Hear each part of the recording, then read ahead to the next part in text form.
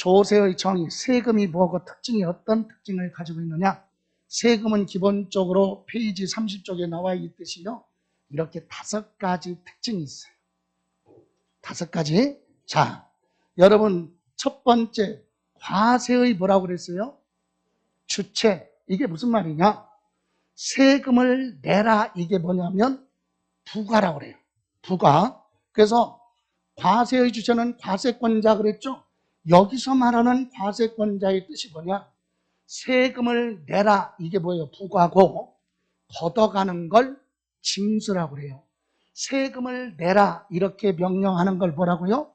과세, 부과 이렇게 얘기하고 걷어가는 걸 징수. 납세 의무자가 잘 내면 그냥 아무 얘기 없이 내면 그냥 성실하게 그냥 편하게 걷어가요. 징수. 그런데 납세 의무자가 세금을 안 내려고 미루고 그래요. 그러면 납세 의무자 부동산에 압류해서 한국자산관리공사를 통해서 공매 처분해야 되겠죠. 공개적으로 처분해서 그 돈 세금으로 걷어간다. 그것도 징수예요. 그래서 과세권자라고 하는 것은 무엇을 얘기하느냐? 이거예요. 과세권자는 오로지 누가? 국가나 지방자치단체만이 뭐가 있다? 부과권과 징수권이 있다. 여기. 부과가 뭐라고요? 그냥 세금 내라. 그죠? 내라고 하는 걸 부과. 내라고 할 수 있는 권한, 부과권. 그럼 징수는 뭐요? 거두어가는 거, 걷어가는 세금을 걷어갈 수 있는 권한. 이걸 우리는 2개 합쳐서 과세권자, 이런 권리를 가지고 있는 사람이 누구냐 이 얘기예요. 그래서 과세의 주체는 공법상의 단체인 누구? 국가 또는 지방자치단체에서만 세금을 내라고 하고 걷어갈 수 있는 권한을 가지고 있다. 조금 더 들어가면은요, 요 국가가 내라고 하고 걷어가는 이런 세금을 우리는 뭐라고 부르느냐? 국세다 이렇게 얘기합니다. 그리고 지방자치단체가 내라고 하고 부과하고 징수 걷어가는 그런 세금을 앞으로 우리는 뭐라고 해요? 지방세. 그래서 세금은 국세와 지방세 이렇게. 그죠? 그러면 공법상의 단체인 국가나 지방자치단체가 내라고 하고 걷어가는데 그게 세금이에요. 그러면 국가나 지방자치단체가 아닌 공공기관에서, 행정기관인 공공기관에서 걷어가는 벌금, 과태료, 전기요금, 수도요금, 가스요금 이런 건 세금이 아니다. 그죠? 예, 간혹가다 특징에서 물어볼 수 있어. 예, 벌금, 과태료도 조세의 범위에 포함한다. 틀려요. 그래서 우리는 전기세, 수도세 그건 잘못된 표현이지. 세금이 아니니까 뭐라고 해야죠? 전기, 요금, 수도, 요금, 가스요금 이렇게 얘기해야 되죠. 그죠? 그런 건 세금이 아니다. 이렇게 정리하시면 돼요. 자, 근데 진지하면 안 돼요. 예? 여러분 표정이 너무 진지해. 이거 여러분 1년 동안 가야 되는데 계절이 4번 바뀌고. 편하게 하세요. 예, 두 번째. 그럼 국가나 지방자치단체가 세금을 내라고 하고 걷어가는데 그 목적이 뭐냐 이거지. 목적. 재정수입이라고 그랬죠. 다시 말하면 국가나 지방자치단체를 경영하는데 필요한 재원을 마련하겠다 이 얘기예요. 재원을 뭐한다? 조달한다. 이 뜻이에요. 국가를 경영하는데 여러분 결혼했어요? 예? 안 했어요? 만약에 결혼을 한다면 결혼할 때 한 가정의 가장으로서 가정을 꾸려가는데 꼭 필요한 게 제일 중요한 게 1순위가 뭐일 것 같아요? 괜찮아요. 뭐? 돈. 여기는 사랑? 어떤 데는 사랑이라고 그래야 돼.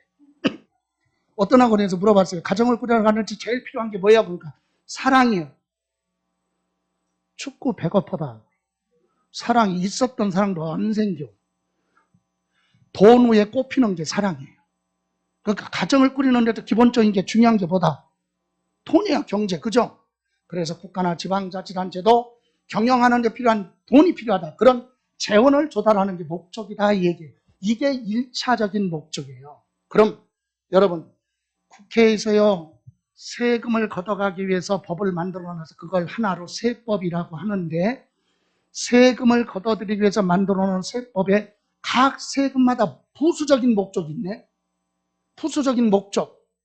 부의 세습을 뭐하겠다? 방지하겠다. 생각해봐요. 노력의 대가를 없이 노력하게 노력을 제공하지 않고 무상으로 재산을 받는 것. 그래서 한 번 부자는 뭐? 영원한 부자다. 부가 세습되는 걸 웬만하면 못하게 하기 위해서 만들어 놓은 세금이 있다. 뭐일 것 같아요? 그렇죠. 증여세하고 또 그거야. 그게 목적이야. 상속세, 증여세는 부가 세습되는 걸 되도록이면 뭐 하겠다? 억제하겠다. 그런 취지. 그래서 상속, 증여세의 목적이 그거고. 그럼 소득 뭐라고 그랬어요? 재분배. 무슨 세금일까?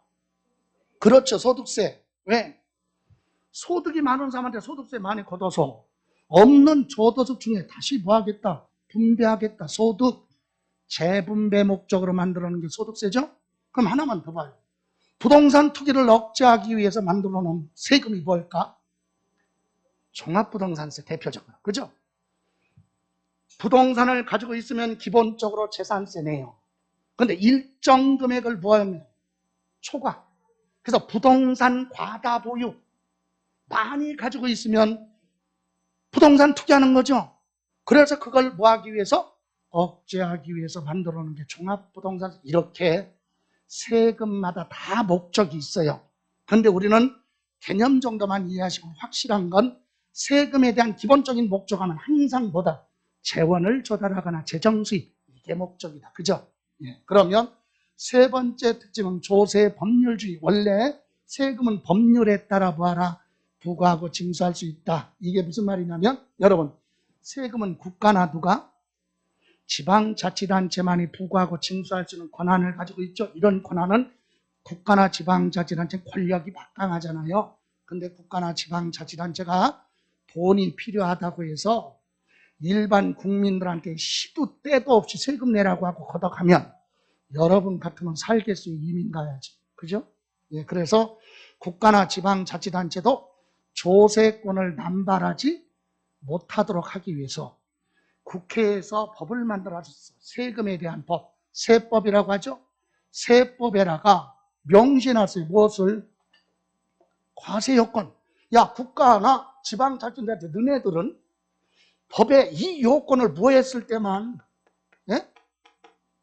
충족했을 때만 세금을 내고 걷어가는 거지 임의대로 마음대로 걷어가면 안 된다라고 법률에 명시해놨어요. 이때 정해놓은 요건을 뭐라고 한다? 과세 요건이에요. 이 과세 요건은 크게 네 가지예요. 자, 앞으로 이것 중심이에요. 세법은 이것 중심으로 공부하는 순서가 이거야. 여러분, 강론에 들어가서 총론 말고 세부적으로 강론에 들어가서요, 취득세 공부하려고 그래. 그럼 어떻게 해야 돼? 순서가. 아니, 무엇을 취득했을 때 취득세 내지? 과세 대상 먼저 공부하고, 두 번째 누가 세금 내야 돼? 납세 의무자 공부하고, 취득세는 어떤 금액으로 계산해? 과세 표준에 대해서 공부하고, 어떤 물건 취득했느냐나 물건마다 세율이 다르잖아요. 몇 퍼센트냐? 모든 세금은 이거야, 순서가.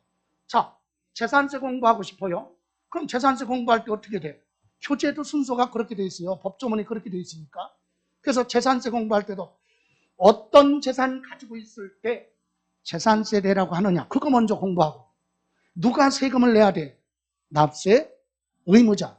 그리고 어떤 금액으로 세금 계산할 거냐? 재산세, 과세, 표준. 몇 퍼센트냐? 세율. 모든 세금은 이 순서다 이거지. 그래서 이 요건을 다 모였을 때만, 충족했을 때만 국가나 지방자치단체가 세금을 내라고 한다 이 얘기예요. 지금 여기서요, 시험에 관련해서 물을 수 있는 특별한 내용은 없어. 그냥 기본적인 개념이니까. 그죠? 예. 자, 다음 무보상성 그랬어요. 무보상, 보상이 있다 없다?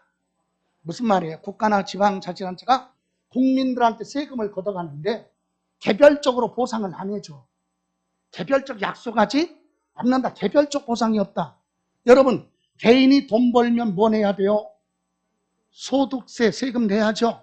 그런데 여러분 소득세, 국가가 소득세를 걷어가면서 당신은 소득세 내는 대신에 필요한 거 얘기해봐. 그럼 국가가 해줄게. 그러니까 이 사람은 주택이 필요하다. 알았어, 주택.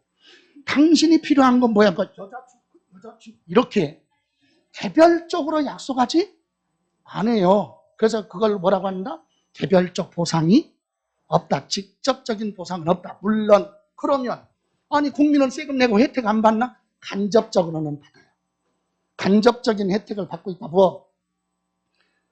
여러분 세금 내니까 도로 같은 거 만들어서 여행자한테 편리하게 이용할 수 있죠. 예. 또 세금 내니까 그 돈 가지고 비용을 들여서 젊은이들 국방에 의무를 다하니까 편안하게 안전하게 지낼 수 있죠. 그래서 정치, 경제, 국방, 교육, 복지, 사회 전반적으로 세금을 낸 사람이나 안 낸 사람이나 다 골고루 사용할 수 있고 혜택을 받죠. 이걸 우리는 뭐라고 한다?